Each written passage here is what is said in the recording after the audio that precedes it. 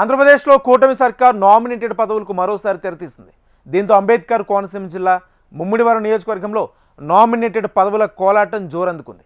TDP, Janasena పార్టీలకు చెందిన కార్యకర్తలు, నాయకులకు నామినేటెడ్ పదవుల పంపకాలు స్థానిక ఎమ్మెల్యేకు తలనొప్పిగా మారింది. తెలుగుదేశం పార్టీలో 10 సంవత్సరాలుగా కొనసాగుతున్న కేడర్, తన గెలుపుకు కృషి చేసిన స్థానిక జన సైనికులు ఇరువైపులా పోటీ పడుతుండటంతో ఎమ్మెల్యే దాట్ల సుబ్బరాజుకు కత్తి మీద సాములా మారింది. ప్రతి నామినేటెడ్ పదవికి అటు టీడీపీ, ఇటు జనసేన నుంచి ఎక్కువ మంది ఆశావహులు పోటీ పడుతున్నారు. దీంతో టీడీపీకి కేటాయిస్తే జనసేన క్యాడర్ అసంతృప్తి, జనసేనకు కేటాయిస్తే స్థానిక టీడీపీ క్యాడర్ అసంతృప్తి చెందుతుంది. ఇందులో భాగంగా ఇటీవల వ్యవసాయ మార్కెట్ కమిటీ చైర్మన్ పదవి టీడీపీ నాయకుడు తాడి నరసింహకు వస్తుందని స్థానిక టీడీపీ క్యాడర్ ఆశించినప్పటికీ ఆ పదవి కాస్త జనసేన పార్టీ వీర మహిళకు దక్కడంతో తెలుగు తమ్ముళ్లు అసంతృప్తికి లోనయ్యారు. మరోవైపు టీడీపీ స్థానిక నాయకత్వం ఆశించినంత స్థాయిలో తమకు పదవులు ఇవ్వటం లేదని జనసేన నాయకులు అసంతృప్తి వ్యక్తం చేస్తున్నారు. ముమ్మిడివరం నియోజకవర్గంలో జనసేన పార్టీ విషయానికి వస్తే 2024 సార్వత్రిక ఎన్నికల ముందు ముమ్మిడివరం నియోజకవర్గం జనసేన పార్టీ టికెట్ ఆశించి భంగపడిన పితాని బాలకృష్ణ వైసీపీలో చేరారు. పితాని బాలకృష్ణ వైసీపీలో చేరినప్పటికీ నియోజకవర్గంలో జనసేన పార్టీ క్యాడర్ ఎక్కడా చెక్కు చెదరలేదు.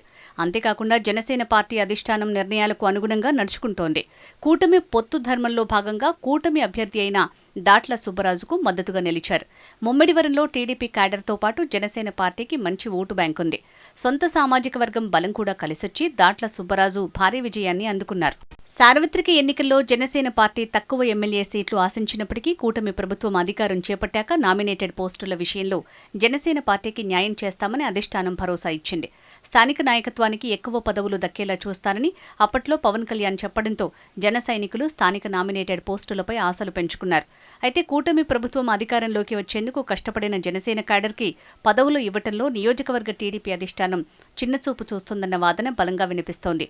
ముమ్మిడివరం నియోజకవర్గంలో ముమ్మిడివరం, ఐపోలవరం, కాట్రేనికోన, తాళ్లరేవు 4 మండలాలున్నాయి. అందులో 2 మండలాల్లో టీడీపీ క్యాడర్ పూర్తి బలంగా ఉంటే మరో 2 మండలాల్లో టీడీపీ క్యాడర్తో పాటు జనసేన క్యాడర్ కూడా బలంగా ఉంది. ఈ క్రమంలో నామినేటెడ్ పదవుల విషయంలో జనసేన నాయకులు పైకి అసంతృప్తి లేదని చెప్పినప్పటికీ లోలోపల తమకు సరైన ప్రాధాన్యం ఇవ్వటం లేదన్న భావన వారిలో వ్యక్తమవుతోంది. అయితే నామినేటెడ్ పదవుల కేటాయింపులో ఎమ్మెల్యే దాట్ల నిర్ణయానికే వదిలేస్తున్నామని జనసేన నాయకులు చర్చించుకోవటం కూటమి ప్రభుత్వానికి కొంత ఇబ్బందికరంగా మారుతోందట.